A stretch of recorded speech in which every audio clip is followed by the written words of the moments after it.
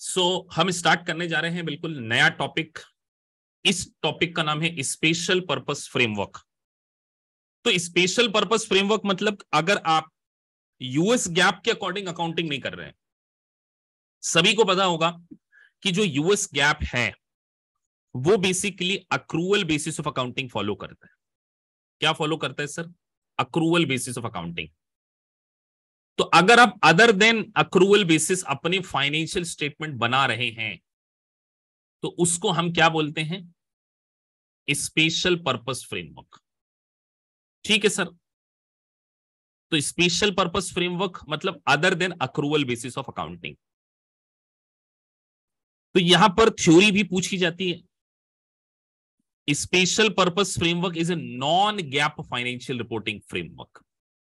तो एक वर्ड है एप्लीकेबल फाइनेंशियल रिपोर्टिंग फ्रेमवर्क। जब आप सीपीए में ऑडिट पढ़ेंगे तब एक बात ध्यान रखना कि इसको हम बोलते हैं स्पेशल पर्पस फ्रेमवर्क। तो जो गैप वाला है वो क्या है? गैप एक फाइनेंशियल रिपोर्टिंग फ्रेमवर्क है। तो अगर आप आपके फाइनेंशियल स्टेटमेंट को एज पर यूएस गैप नहीं बनाते, इट मींस आप एक्रूवल बेसिस पे नहीं बनाते हैं, तो आप स्पेशल पर्पस फ्रेमवर्क पर अपने फाइनेंशियल स्टेटमेंट बना रहे हैं। जैसे कि कैश बेसिस एक स्पेशल पर्पस फ्रेमवर्क है, कैश बेसिस ऑफ अकाउंटिंग। और एक वर्ड लिखा है मॉडिफाइड कैश बेसिस, मतलब कुछ अकाउंटिंग, कुछ स्पेसिफिक ट्रांजैक्शन की हम अक्रूवल बेसिस पे अकाउंटिंग कर लें। जैसे अगर मैं आपसे बात करूं, इन्वेंट्री का हम स्टॉक मेंटेन कर लेते हैं कि जो भी हमारे पास स्टॉक पड़ा हुआ है क्लोजिंग स्टॉक, उसको हम मेंटेन कर लेते हैं। और बाकी सारे एक्सपेंसेस के लिए, बाकी सारी इनकम के लिए हम कैश बेसिस अकाउंटिंग करते हैं। तो आपने क्या किया? एक पर्टिकुलर ट्रांजैक्शन के लिए अपनी अकाउंटिंग को मॉडिफाई कर लिया। That is called modified cash basis of accounting. कुछ लोग अपने फाइनेंशियल स्टेटमेंट को टैक्स पर्पस पे बनाते हैं। अभी आप लोग यूएस टैक्सेशन की क्लास संडे सैटरडे अटेंड करते हैं, तो आपको पता होगा सर टैक्स पर्पस के लिए बेटा कौन से रूल एप्लीकेबल होते हैं यूएस में? क्या बोलते हैं उसको? आईआरसी। पता है ना? आईआरसी कोड हम बोलते हैं उसको, इंटरनल रेवेन्यू कोड। तो कुछ कंपनीज अपने फाइनेंशियल स्टेटमेंट को एज पर टैक्स रूल के अकॉर्डिंग बना रहे हैं, फिर वो यूएस गैप के अकॉर्डिंग नहीं बना रहे। और कुछ अपनी फाइनेंशियल स्टेटमेंट को कैश बेसिस पे बना रहे हैं, तो वो अपने फाइनेंशियल स्टेटमेंट को अक्रूवल पे नहीं बना रहे। तो इसको हम बोल रहे हैं स्पेशल पर्पस फ्रेमवर्क। अब मैं आपको कुछ स्पेसिफिक चीजें यहां पे समझाने जा रहा हूं। तो सर एक होता है अक्रूवल बेसिस और एक होता है कैश बेसिस।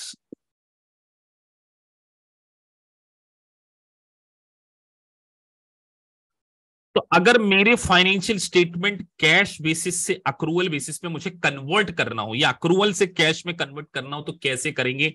इसके लिए कुछ रूल्स हम पढ़ने वाले हैं। सबसे पहले मैं आपको इनकम से रिलेटेड थिंग्स समझाने वाला हूं।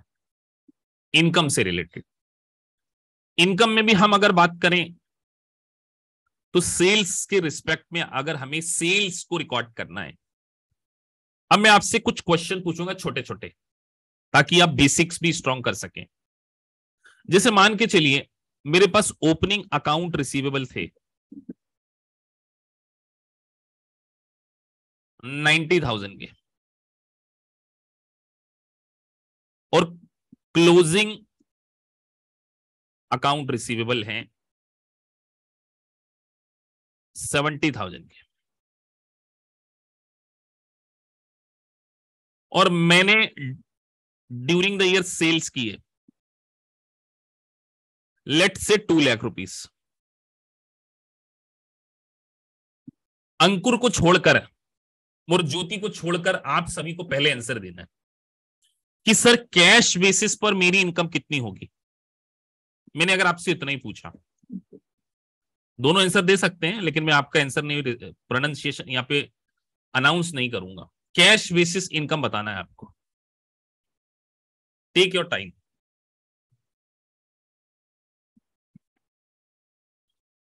क्वेश्चन क्या पूछा सर आपने?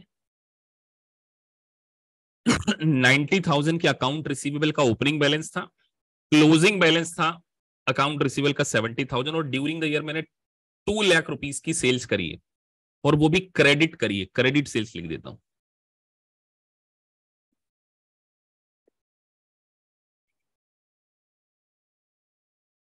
मुझे इतना बताना मेरी कैश बेसिस पे इनकम कितनी है।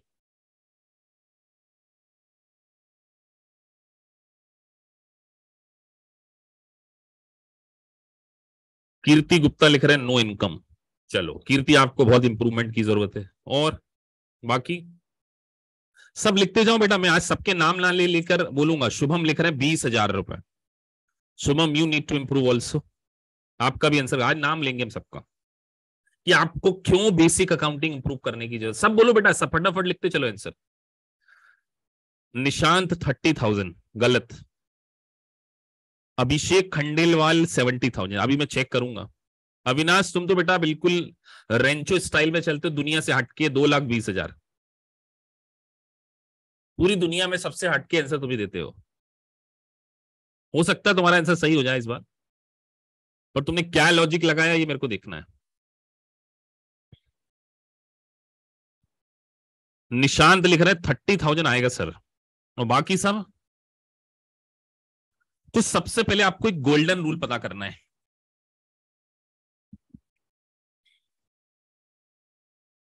इनकम के रिस्पेक्ट जो भी अमाउंट आप रिसीव्ड करेंगे वही आपकी इनकम माना जाएगा कैश बेसिस पे। कैश बेसिस का एक ही रूल है सर, अगर कुछ भी रिसीव किया, चाहे वो पीछे से रिलेटेड हो चाहे आने वाले फ्यूचर से रिलेटेड हो, इस साल में हम इनकम मान लेंगे। बहुत कुछ आपको समझाऊंगा, मैं लंबा लेक्चर लेने वाला हूं। तो सर 90 लास्ट ईयर का पैसा लेना बाकी होगा, यही है ना ओपनिंग का मतलब 90 है। और हमने ड्यूरिंग द ईयर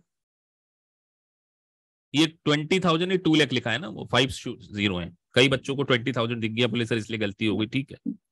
तो सर 90 लास्ट ईयर का लेना था, करंट ईयर में और सेल्स कर दी, मतलब 290 लेना है, उसमें से अब 70 क्लोजिंग दिखा रहा है, तो -70 कर दें, इसका मतलब क्या हुआ?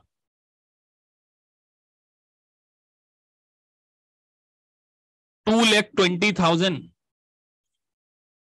आपने अपने अकाउंट रिसीवेबल और बिल्कुल सिंपल लैंग्वेज में बोलूं तो अपने डेटर्स से रिसीव किया है। ये 2,20,000 is your cash basis income. अगर आपने पूरा अच्छे से देखा, मैंने इधर उधर लिख दिया था। गोल्डन रूल क्या बोला? What ever amount you have receive during the year is your income. जो भी अमाउंट आप रिसीव करेंगे। अब मैं आपसे एक क्वेश्चन पूछता हूं, provision for doubtful debts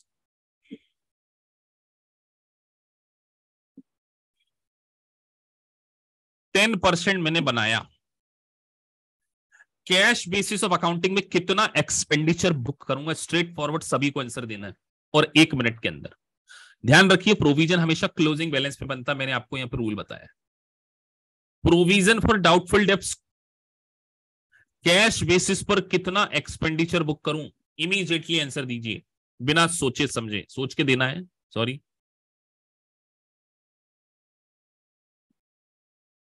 Sudhanshu और अंकुर से तो मैं, सुधांशु से मैं इंप्रेस हूं, तुम्हारा लेवल थोड़ा अच्छा लगा मेरे को सुधांशु। अब मुझे नहीं पता तुम्हारा बैकग्राउंड सीए है या नहीं है।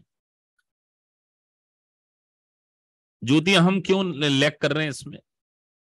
हाँ, कौशल ने भी बढ़िया लिखा है। बाकी मैं ज्योति का इंतजार कर रहा हूं, इस बात का आंसर देते हैं। आप सीए फाइनल के स्टूडेंट हैं, तो सर सीधी बात है, प्रोविजन फॉर डाउटफुल डेब्ट्स का कॉन्सेप्ट कैश बेसिस पे होता ही नहीं है। जीरो एक्सपेंसेस क्यों नहीं होता सर? बेटा प्रोविजन है एस्टिमेटेड, एक्चुअल लॉस है ही नहीं। It is not the actual loss, ये आपका एक्चुअल लॉस नहीं है। तो जब ये एक्चुअल लॉस है ही नहीं, एक्चुअल लॉस है ही नहीं, तो यहां पर कोई एक्सपेंडिचर भी बुक नहीं होगा। तो सर आपने एक बात बता दी अकाउंट रिसीवेबल के रिस्पेक्ट पे, ड्यूरिंग द ईयर अमाउंट आप जो भी रिसीव्ड करेंगे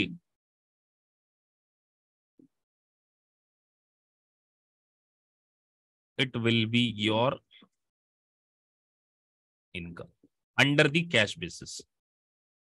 ये बात आप लिख लीजिए, कहीं पर लिखने की जरूरत नहीं है, रिकॉर्डिंग हो ही रही है लेक्चर की, हो ही रही है ना? हाँ हो रही है। During the amount receive it will be your income under cash basis, account receivable यानी डेटर्स के केस में। अब ये बात के ऊपर बुक वालों ने एक, रिव्यू प्रोवाइडर्स ने एक फॉर्मूला दे दिया, वो बच्चे रट रहे हैं। अभी वो फॉर्मूला मैं आपको दिखाऊंगा, लेकिन मैं आपको पहले समझाऊंगा, अभी दिखाऊंगा थोड़ी देर में, उसके पहले मैं आपसे एक एग्जांपल पूछूंगा।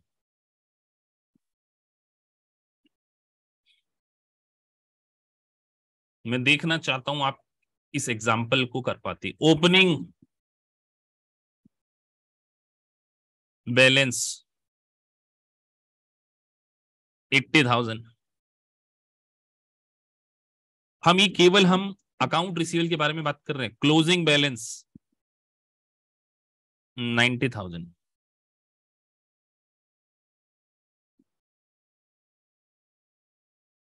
Credit sales 2 lakh. क्वेश्चन समझना और आंसर देना। अगर आपने इस क्वेश्चन का आंसर दे दिया मतलब आप स्ट्रांग हो गए कॉन्सेप्चुअली। सर अभी तो आपने सिर्फ इतना लिखा कि opening balance 80, closing 90, credit sales 20,000। अब नीचे कुछ एडजस्टमेंट में लिख रहा हूं।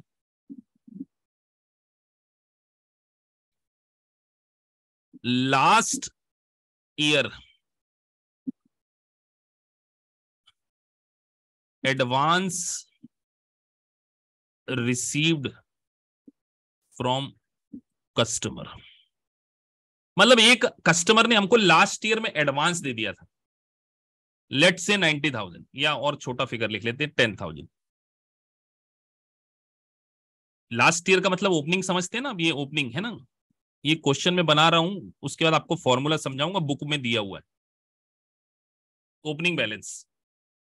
अच्छा बेटा, इसको अगर मैं, ये करंट एसेट है, करंट लायबिलिटी है, क्या है? पहले तो आप लोग जरा चैट बॉक्स में ये बात लिखिए, मेंशन कीजिए बेटा फटाफट, विदाउट एनी डिले, क्योंकि फीडबैक मुझे इंटरेक्टिव सेशन रखना ही ज्यादा पसंद है।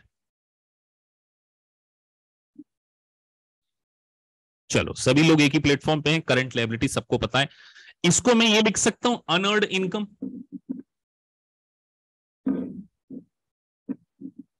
हाँ सर लिख सकते हो ना, पिछले साल किसी ने एडवांस दे दिया, रिसीव्ड, बट आपने इनकम तो अर्न की नहीं, तो ये current liabilities your unearned income. तो ये तो ओपनिंग बैलेंस है। ऐसे ही इस साल ये करंट ईयर में भी किसी ने दे दिया, इसको हम क्लोजिंग बोल दें।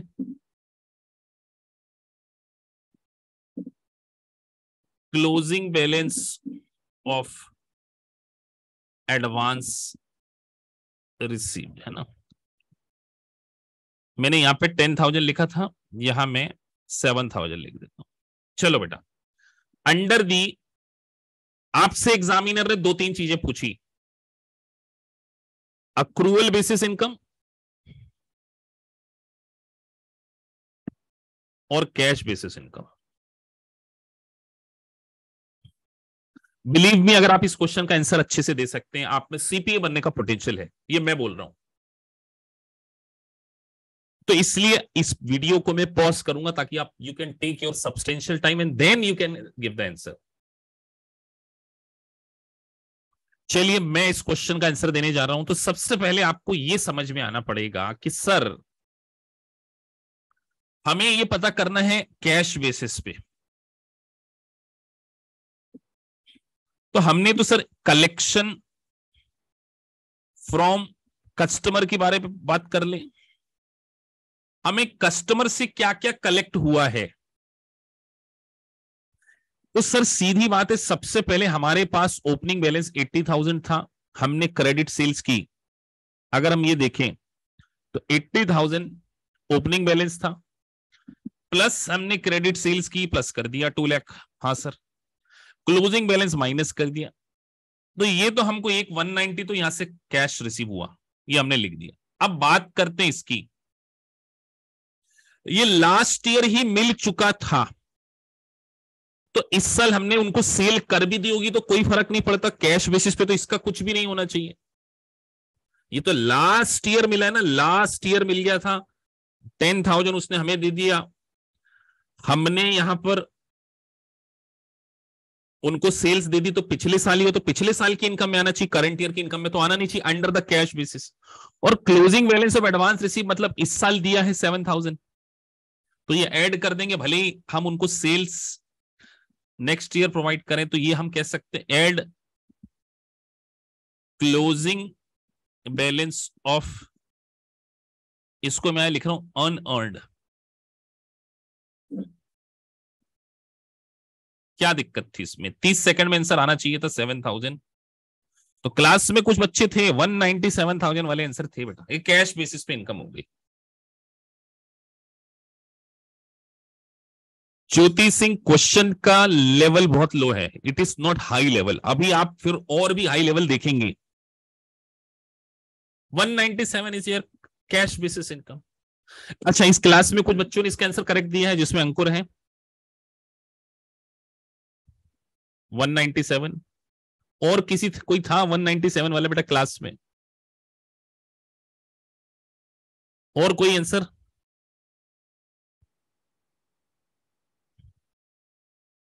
हम तो आपसे करंट ईयर की इनकम के बारे में बात कर रहे थे कि सर ये, तो ये तो सबको क्लियर हो गया ना, 190 कैसे आया सर?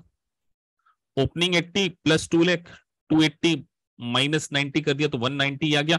और ये हम ओपनिंग मतलब लास्ट हमने रिसीव कर लिया था, तो इस साल कैश बेसिस पे इसका कोई लेना देना नहीं, और ये करंट ईयर में रिसीव किया, क्लोजिंग मतलब करंट ईयर में, तो भले ही सर्विसेज अगले साल प्रोवाइड करेंगे, पैसा तो इसी साल रिसीव कर लिया, कैश बेसिस पे ये हो गया।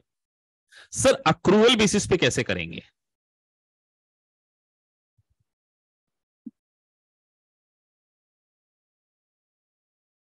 सर सीधी बात है, अक्रूवल बेसिस पर अगर हम देखें तो हमारे पास एक क्रेडिट सेल है करंट ईयर की है, बस इसमें बच्चे गड़बड़ कर सकते हैं। करंट ईयर की सेल्स हैं 2 लाख, तो मुझे बताइए जो लास्ट ईयर हमको एडवांस लिखा था वो इसमें इंक्लूड होगा या नहीं होगा, बस इस बात का आंसर दीजिए, आपको क्या लगता है? हुँ? ये लास्ट ईयर हमको 10,000 मिल गया था, ये सेल्स के अंदर इंक्लूड होगा कि नहीं होगा? सुधांशु लिख रहे हैं नहीं होगा।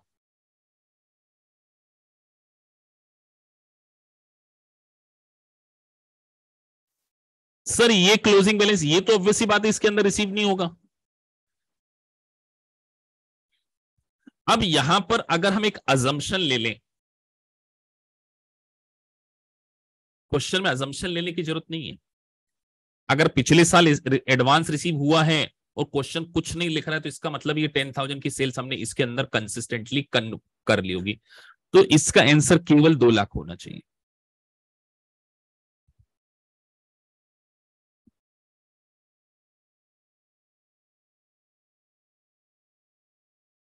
अरे लास्ट ईयर पैसा मिल गया तो सेल करंट ईयर की क्रेडिट सेल की ऑलरेडी उसके अंदर इंक्लूडेड है, तो यहां पर अक्रूवल बेसिस पर इनकम थी 2 लाख, और इस क्वेश्चन का परफेक्ट आंसर दिया है अंकुर ने। तो देखिए, मैं कई बार अपने वीडियोस में बोलता रहता हूं कि सीए लोग थोड़ा सा आसानी से इसको क्लियर कर लेते, बिकॉज वो लेवल को सोचते। इसका ये बिल्कुल मतलब नहीं है कि आप लोग इस लेवल पर नहीं पहुंच सकते, पहुंच सकते हो बेटा, लेकिन आपको सोचना आना चाहिए, कंसेप्चुअल क्लियरिटी होना चाहिए। सर पिछले साल की अनअर्न्ड इनकम थी, पिछले साल कोई चीज एडवांस मिल गई होगी तो इस साल सेल कर दी होगी, और क्वेश्चन में अगर सेल दी तो ऑलरेडी इंक्लूड होगा। तो आप देखिए हम कर क्या रहे हैं, मैंने क्या बोला था, इस चैप्टर में मास्टरी मतलब आप में एक पोटेंशियल है, तो अंकुर ने आंसर बिल्कुल ठीक दिया है। बाकी मैं एफर्ट से खुश हूं कुछ बच्चों के जिन्होंने एटलीस्ट ट्राई किया। सुधांशु मित्तल का भी आंसर कैश बेसिस पे ठीक था, कौशल झा 193 पे थे, तो बस बाकी सब हम्म Yes, Ankur, mention your confusion. What is the confusion behind this? Question में थोड़ा सा अजम्पशन है, थोड़ा सा अजम्पशन है सर। अब हम इस अजम्पशन को एक अकाउंट बनाकर भी सॉल्व कर सकते थे। ऐसे सोचो, एक ओपनिंग बैलेंस, मैं आपको थोड़ा सा लेजर बना के समझाऊंगा, है ना, ledger. Opening balance of debtors किस साइड आता है, सबको पता है ना, 80,000 और 90,000, ये तो सबको पता है ना कि ओपनिंग बैलेंस डेबिट साइड आता है 80,000, क्लोजिंग बैलेंस इस तरफ लिखेंगे, क्लोजिंग बैलेंस। थोड़ा सा इंडियन टच दे रहा हूं बेटा। हाँ सर, सेल्स कर दी, क्रेडिट सेल्स। अब सर अनर्ड लाइबिलिटी, लाइबिलिटी थी वो, तो इसका बैलेंस हम यहां पर क्रेडिट साइड लिख लें, ओपनिंग बैलेंस। देखो एक ओपनिंग बैलेंस और लिख रहा हूं, ऐसे भी करते हैं कई लोग। तो opening balance of honoured income कितना था हमारा, 10 और 7 ना, यहाँ 10 और 7 लिख दिया। ये सर ओपनिंग बैलेंस लायबिलिटी का है ना, क्रेडिट साइड।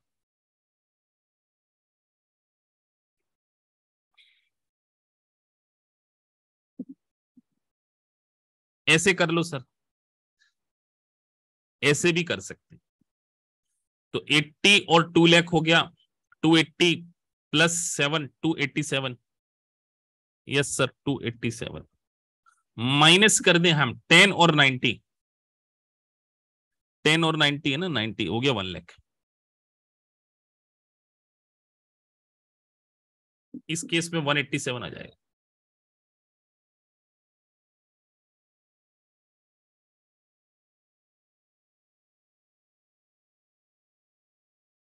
तो सर 10,000 का फर्क पड़ गया, 187। लेकिन मैंने एक अजम्पशन क्या ले लिया, अजम्पशन मैंने उसमें वो ले लिया कि ये वाला सेपरेट ही है। तो कई बार ऐसे कंफ्यूजन हो सकते हैं। तो सर एग्जामिनर भी इतना समझदार होगा, वो आपको फिर 187 आंसर में नहीं देगा, ये भी ध्यान रखना। अगर वो दे रहा है तो फिर 187 इज द करेक्ट आंसर। मैं तो देखना चाहता था कि आप दोनों आंसर ला सकते हैं कि नहीं ला सकते। बेटा कई बार आपको ना कॉन्सेप्चुअली क्लियर आना होना चाहिए। हम तो सीधे इसको मान रहे हैं कि इसमें इंक्लूडेड है, इसमें। देखो कई बार आपका एक एमसीक्यू गलत हो जाए, लेकिन अगर आप कंसेप्चुअली रॉन्ग हो गए तो इसका मतलब आप अपने प्रिंसिपल से डिविएट हो रहे हो। जो आपने सीखा है लॉजिकली, उससे डिविएशन नहीं चाहिए मुझे।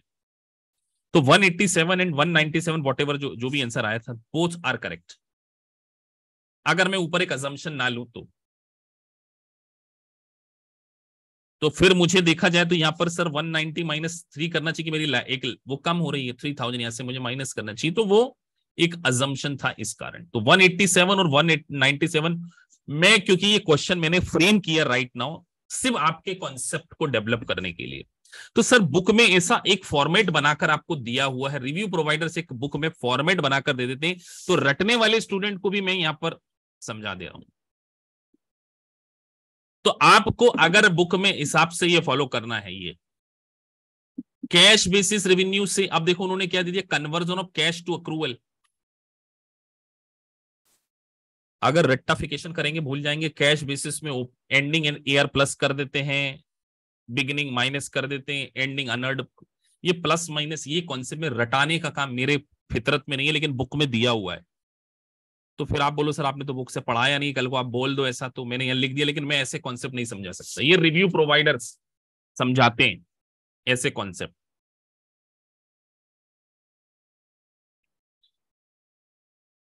एग्जाम में ऐसा कोई क्वेश्चन नहीं आएगा, और आएगा तो क्लियरली लिखा आएगा, पहली बात क्या अजम्पशन है ये भी ध्यान रखिए। वहां पर लिखा आएगा लास्ट ईयर इंक्लूड, ऐसा कुछ ना कुछ लैंग्वेज में देंगे। तो क्या आप इसको याद रखना पसंद करोगे, कैश बेसिस रेवेन्यू में एंडिंग एआर प्लस कर दें, बिगिनिंग माइनस कर दें, एंडिंग अनर्ड को माइनस कर दें, बिगिनिंग को प्लस कर दें, कुछ भी फायदा नहीं होना इससे। ए आर में, अच्छा एक स्टूडेंट पूछ रहे हैं ए आर मीनिंग, बेटा अविनाश ए आर मतलब अकाउंट रिसीवेबल है ना, ए आर मतलब अकाउंट रिसीवेबल। क्लियर है सभी को ये बात, किसी को कोई डाउट यहां पर?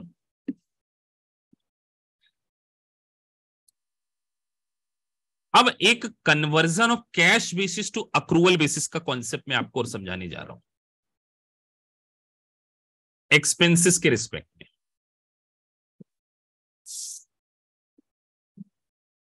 कन्वर्जन ऑफ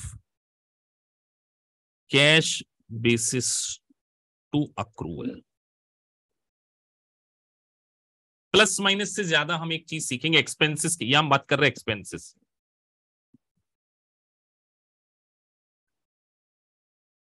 कितने स्टूडेंट को ये नहीं पता अक्रूड एक्सपेंसेस क्या होता है?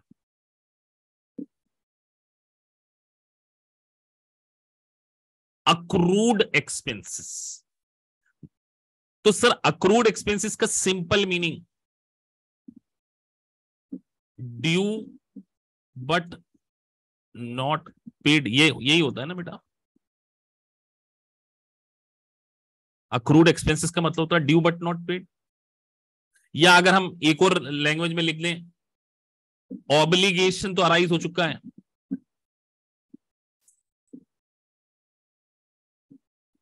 बट स्टिल नॉट पेड, आपने ऑब्लिगेशन अपने ऊपर ऑब्टेन कर लिया है, तो ऑब्लिगेशन आ चुका है बट स्टिल नहीं पे करा है, तो यहां इसको एक और बेटर लैंग्वेज लिखे, इनकर्ड बट नॉट पेड।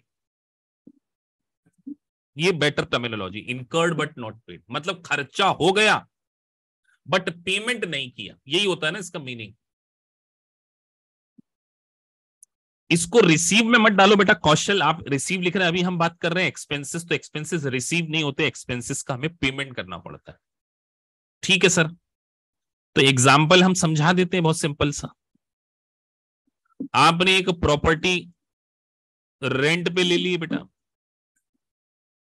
और लेट से 1 जनवरी को ले ली, 1 जनवरी 2020 को आपने एक प्रॉपर्टी रेंट पे ले ली, और आपका लैंडलॉर्ड से डिसीजन हुआ कि $1000 पर मंथ रेंट पे करेंगे। अब आपने एक्चुअल जो पेमेंट किया है वो 9000 की है। अभी हम बात कर रहे हैं ये जनवरी 2020 में, तो इसका मतलब सर कैश बेसिस पे एक्सपेंसेस कितना है 9000, एक्चुअल पेमेंट जो करते हैं, और अक्रूवल बेसिस पे ड्यू कितना हो गया, साल भर प्रॉपर्टी को यूज किया तो 1000 के हिसाब से 12000। तो सर ये जो बैलेंस बचा है, ये बैलेंस क्या है, 3000। इस बैलेंस का नाम क्या है, अक्रूड एक्सपेंसेस, यही है ना बेटा। हाँ सर, अक्रूड एक्सपेंसेस 3000, इसको हम ये बोल सकते क्लोजिंग बैलेंस करंट ईयर का, क्योंकि क्लोजिंग बैलेंस ऑफ अक्रूड। तो सर इनकम 9000 कैश बेसिस पे एक्सपेंडिचर बुक करें, अक्रूवल बेसिस पे 12000 बुक करें, यस सर। तो सर अगर हम कैश से अक्रूवल में कन्वर्ट करना चाहते हैं तो क्या करें, क्या करें, जल्दी बोलो।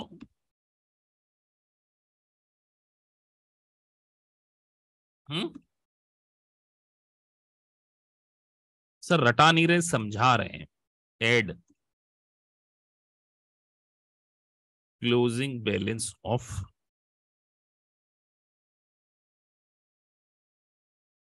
हाँ सर ये समझ में, अब रट्टा नहीं मारेंगे सर, तो टोटल एक्सपेंडिचर आ गया, ये लिखोगे ना बेटा।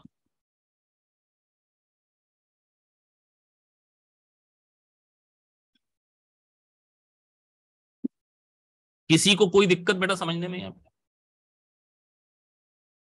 आना नहीं चाहिए इसकी दिक्कत, अगर आ रही है तो इससे बिलो नहीं जा सकते। आगे बढ़े सर, ये बात हो रही थी 2020 की, थोड़ा सा कलर चेंज कर लेते तो याद रहे आपको कि सर 2020 के पॉइंट ऑफ व्यू से आप यहाँ पर बात कर रहे थे। हाँ सर, ये बात हो रही थी 2020 की, अब हम 2021 में आ गए, वही प्रॉपर्टी के रिस्पेक्ट, वही मकान मालिक, हमने हमने उसको इस साल पेमेंट करना है, तो एक तो 3000 हम क्या करेंगे, लास्ट ईयर का पे करेंगे ना उसको। तो अब अगर आप देखो, तो वही आपने किराया लिया, तो अक्रूवल बेसिस पे,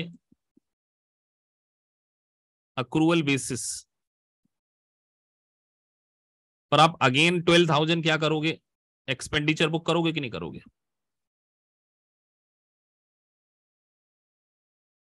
एक्चुअल में पेमेंट कितना करना पड़ेगा बेटा? अगर लास्ट ईयर का भी पेमेंट करना है, एक्चुअल पेमेंट कितना करोगे? जल्दी बता दो बस फटाफट। अगर हम उसको पूरा किराया देने वाले हैं तो एक्चुअल पेमेंट कितना करेंगे? सर सीधी बात है, 15,000 का एक्चुअल पेमेंट करना पड़ेगा। ये बात समझाना नहीं चाहिए, आना चाहिए समझ में। हाँ सर, इस साल का वो बोलेगा भैया पिछले साल 3,000 नहीं दिया था, कम से कम इस साल का भी दो और पिछले साल का भी दो। तो सर कैश बेसिस पे एक्सपेंसेस क्या करें? जो एक्चुअल में पेमेंट किया है 15,000 लेस अक्रूवल बेसिस पे करना, तो opening balance of accrued expense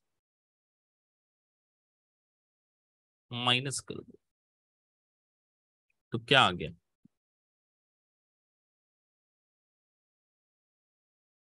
accrual basis. आगे समझ में कि नहीं आ गया? तो सर सीधा बुक वालों ने एक फॉर्मूला लिख के क्यों दे दिया हमको? उन्होंने एक फॉर्मूला लिख के दे दिया, कैश बेसिस एक्सपेंसेस ऐड कर दो। वो रटा देते हैं, बोले वो समझाते नहीं, ऐड। अब पिछले साल का जो एक्सपेंडिचर था वो तो पिछले साल का था, इस साल पेमेंट किया होगा। सॉरी, यहां पे आएगा क्लोजिंग अक्रूड एक्सपेंसेस, लेस कर दो ओपनिंग।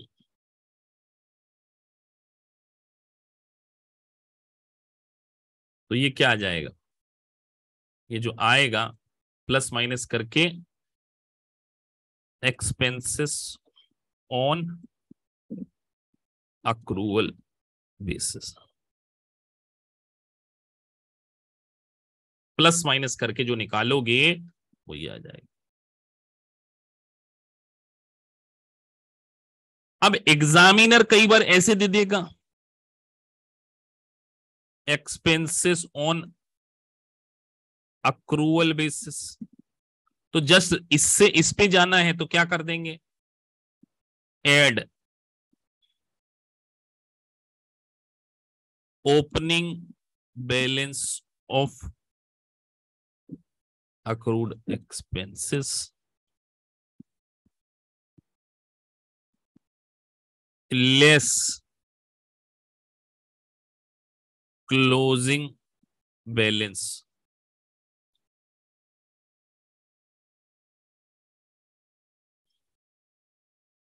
तो अल्टीमेटली आप निकाल क्या लोगे? एक्सपेंसेस ऑन कैश निकाल लोगे ना ये। तो क्या रटनेफिकेशन की जरूरत है? रटने का नुकसान है क्या? सर रटने का ये नुकसान होता है कि अगर कुछ जरा सा क्वेश्चन की लैंग्वेज में चेंज हुआ तो हमारा रट्टाफिकेशन खत्म हो जाए। एक्सपेंसेस पॉइंट को हमने फिनिश कर दिया। कोई भी ऐसा स्टूडेंट जिसको ये आप समझ में ना आया हो सर क्या चल रहा है क्या नहीं चल रहा है, क्या कहानी चल रही है, कोई ऐसी दिक्कत तो नहीं बेटा? लेकिन अगर आपको ये समझ में आ गया ना आज की सर वो अक्रूड प्लस में, अभी तो हमने केवल एक्सपेंसेस के बारे में आज बात की, अभी मैं आपको इनकम के साथ में कंफ्यूज नहीं करना चाहता आज के लेक्चर में बस, क्योंकि अगर मैं अभी इसमें इनकम भी समझा दूंगा तो आप कंफ्यूज हो जाओगे कि सर कहाँ क्या हो गया। तो इतने लेक्चर को पूरा रिवाइज करके रखो, प्लस रिटेन अर्निंग वाले वो क्वेश्चन जो हमने पढ़े उसको रिवाइज करके, और पूरा एक बार आपको अब 2 दिन का समय मिल रहा है, संडे आ रहा है, आज टुडे फ्राइडे, हाँ, तो हम संडे के दिन इनकम और ये सारी चीजों को मिलाकर एक कंबाइंड क्वेश्चन भी करेंगे। वो सेकंड लेक्चर होगा आपका उससे रिलेटेड, और फिर आपका पहली यूनिट जैसे ही खत्म होती है मैं आपसे यहां पर डिस्कस करने वाला हूं हाउ टू सॉल्व सिमुलेशंस। पहले स्ट्रेटेजी बताऊंगा सिमुलेशंस की कैसे सॉल्व करना है, और फिर उस स्ट्रेटेजी के अकॉर्डिंग ही आपको सिमुलेशन सॉल्व करना है, then only we will move on to the next unit. तो एक बिल्कुल प्रोफेशनल अप्रोच के तरीके से आप क्या करेंगे क्लास में कंटिन्यू करेंगे। चलिए आपसे मिलते हैं कमिंग लेक्चर में।